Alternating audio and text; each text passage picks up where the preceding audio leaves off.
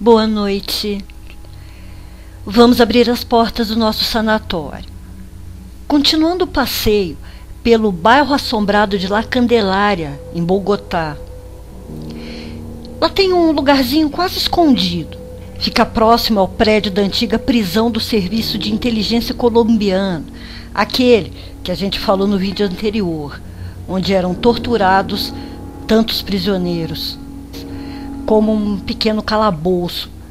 Mas hoje em dia é um café, chamado de o Café da Bruxa. Os fenômenos ali se manifestam mais durante a noite, deixando os funcionários com bastante medo.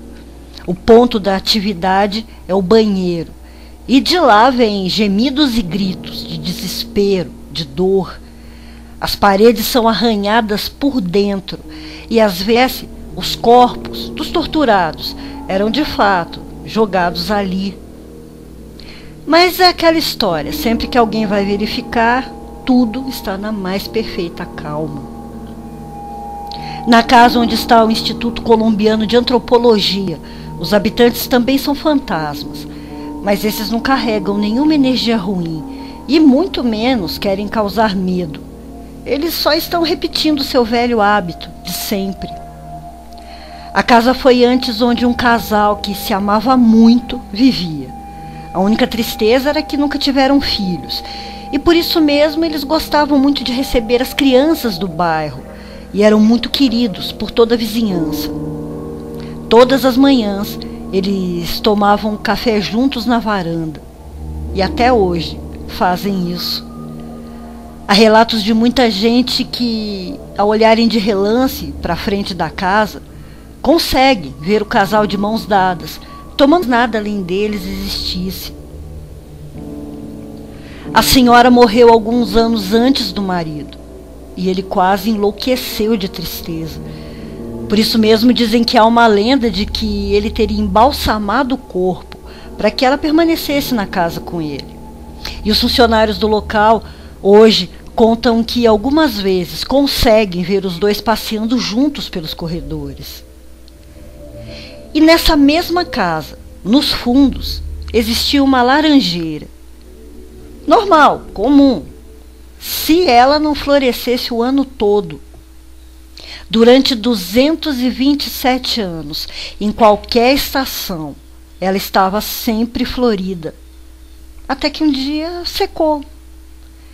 Segundo os moradores, a árvore sempre tinha flores porque era cuidada por um espírito. Depois da morte do casal apaixonado de velhinhos, outro casal teria ido viver ali, mas a história deles não foi tão bonita. A mulher teria sido assassinada pelo marido, extremamente ciumento, que depois enterrou seu corpo no quintal, de onde a laranjeira brotou sozinha. Quando o espírito finalmente encontrou seu caminho, ela e a laranjeira deixaram a casa. Bem perto desse lugar viveu o cronista José Maria, encontrados emparedados durante uma reforma, e os moradores atuais contam que 2 fantasmas habitam a casa. Um deles é de uma mulher que reclama o dia todo, bate as portas, derruba as coisas na cozinha, e esse fantasma habita o 1º andar. Não se sabe se é a mãe ou a esposa do cronista. Pode até, pelos hábitos, pode ser uma sogra. Já no 2º andar, o sono dos moradores é perturbado às noites por uma voz masculina que grita pela mãe, geme e chora. Possivelmente seja o mesmo fantasma que é visto fumando na sacada e andando pelos corredores.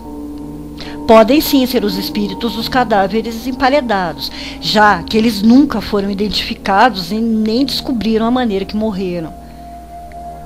Mas apesar de se assustarem com eles, os moradores vivos convivem bem, convivem em harmonia, com os moradores mortos.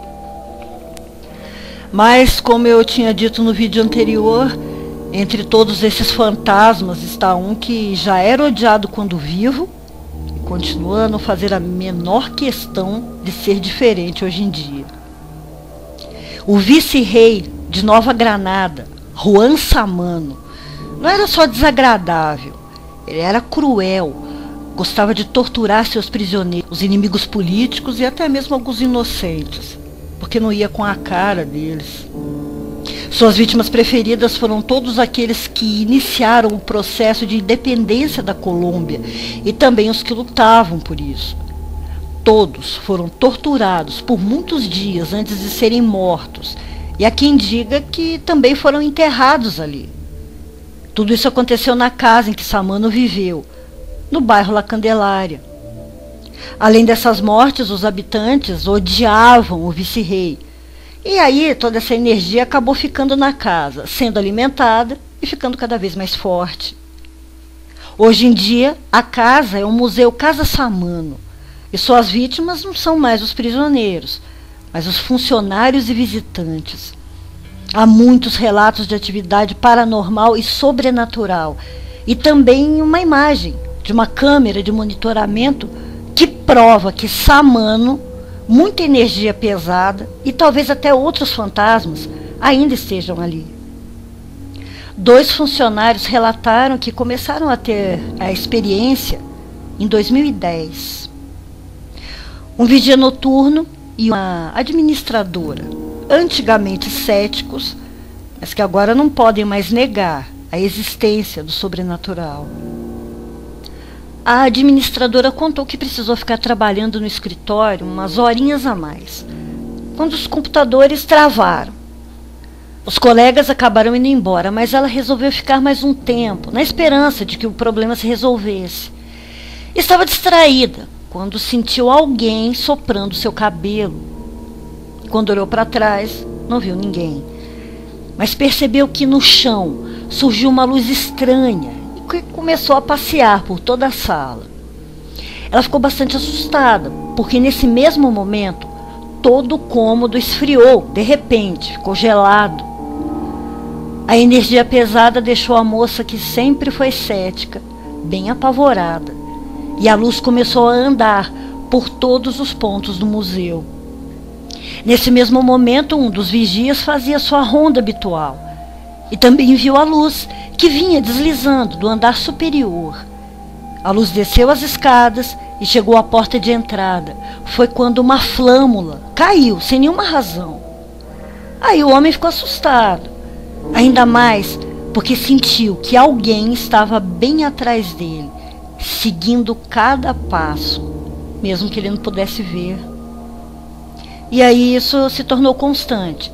Todos os vigias ficam aterrorizados quando precisam fazer suas rondas, já que sempre dão de cara com a tal luz, além de escutar passos, vozes e gemidos vindos de todos os pontos, inclusive do jardim.